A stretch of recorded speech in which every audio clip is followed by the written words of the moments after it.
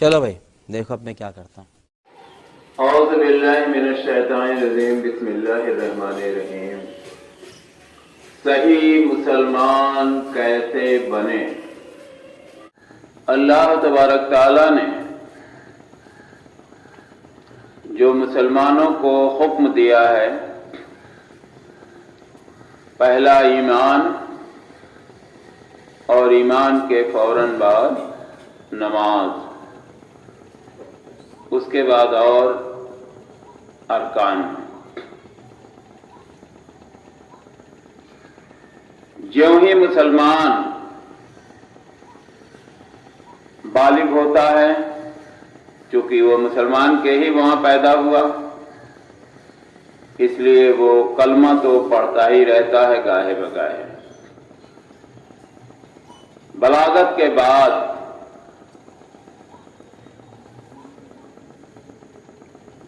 اس کے اوپر نماز فرض ہو جاتی ہے، اور جب تک دم نہیں نکل جاتی یا ہوش و حواس غائب نہیں ہو جاتا، تب تک اس کے اوپر نماز فرض رہتی ہے. ہاں سہولت دی گئی ہے حالات کے تحت، جیسے آپ سفر میں ہوں، جیسے آپ بیمار ہوں، چل پھر نہ سکتے ہوں تو بیٹھ کر پڑھیے، بیٹھ کر نہیں پڑھ سکتے ہیں سو کر پڑھیے، الفاظ نہیں نکل پا رہا ہے زبان سے، اشارے سے پڑھیے، لیکن معافی کسی حال میں نہیں ہے. اب غور کیجئے ان لوگوں پر جو اپنے آپ کو مسلمان تو کہتے ہیں اور اچھی خاصی عمر اللہ تبارک تعالیٰ نے انہیں دی، دنیا کے مزے لوٹ رہے ہیں، لیکن سب سے اہم فریضہ جو ہے اس سے بری طرح سے غافل ہیں. آپ کو ایک چھوٹی سی مثال سے سمجھانے کی کوشش کر رہا ہوں. مان لیجئے آپ ایک کمرے میں لحاف اوڑھ کر ٹھنڈک میں سوئے ہوئے ہیں، اور کسی نے یہ کہہ دیا کہ آپ لحاف اوڑھ کر سوئے ہوئے ہیں، جگیے، آپ کے چارپائی کے نیچے، آپ کے تخت کے نیچے ایک بہت بڑا اژدہا سانپ بیٹھا ہے. کیا پھر بھی آپ سوتے ہی رہیں گے؟ کیا آپ کو چین کی نیند آئے گی؟ کیا آپ پریشان نہیں ہو جائیں گے؟ کیا آپ کی نیند نہیں اچک جائے گی؟ یقیناً آپ کو اس کے بعد نیند نہیں آئے گی، چاہے آپ کتنا ہو تھکے ہوں. اس لیے کہ آپ کو معلوم ہو گیا کہ ہمارے چارپائی، ہمارے تخت کے نیچے ایک بہت بڑا اژدہا سانپ بیٹھا ہے.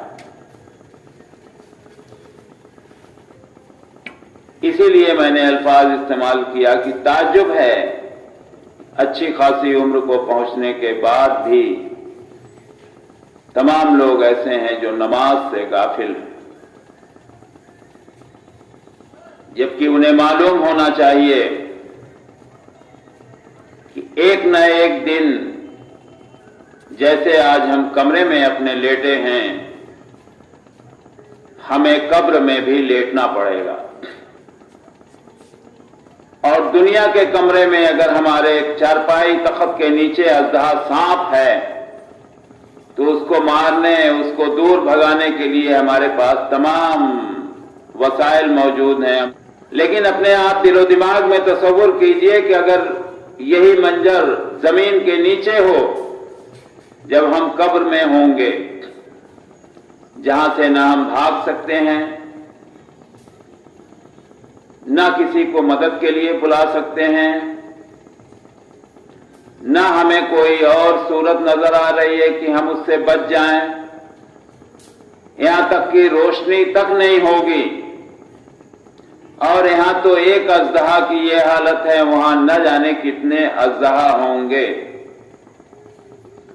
اور بھی نہ جانے کتنے زہریلے جانور ہمارا آپ کا انتظار کر رہے ہیں۔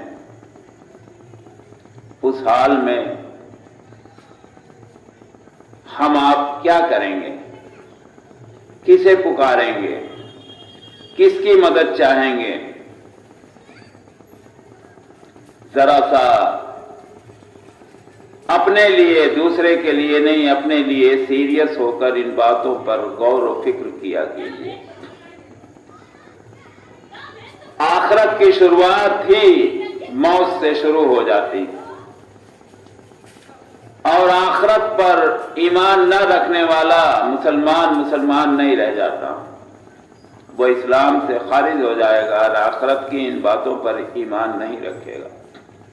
لیکن آج کا انسان ہر جگہ جھکنے کے لیے تیار ہے سوائے رب العالمین کے سامنے۔ نماز کی اہمیت پر بار بار بتایا جا رہا ہے، بار بار اس کی امپورٹنس ظاہر کی جا رہی ہے، باوجود ہمارے تمام بھائی ایسے ہیں، تمام بہنیں ایسے ہیں، تمام مائیں ایسی ہیں جو نماز سے اب بھی دور ہیں۔ انہیں موت سے پہلے سنبھل جانا چاہیے،